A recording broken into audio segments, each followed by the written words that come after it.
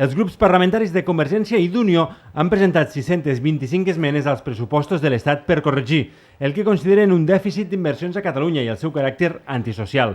Les reclamacions, però, ja venen de lluny i els convergents creuen que estan fets amb una intencionalitat clara.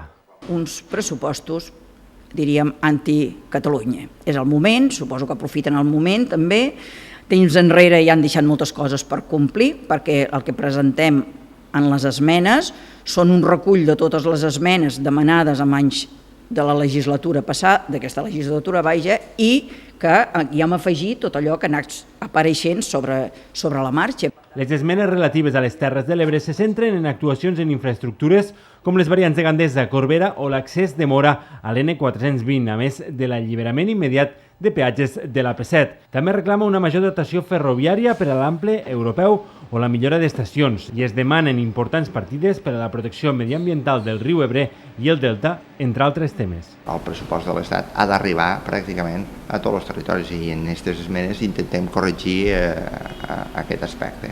Per tant, les esmenes que són inversions territorialitzades jo crec que estan sobre els 45 milions d'euros. El debat i votació dels comptes estatals per 2016 tindrà lloc a partir del 14 de setembre.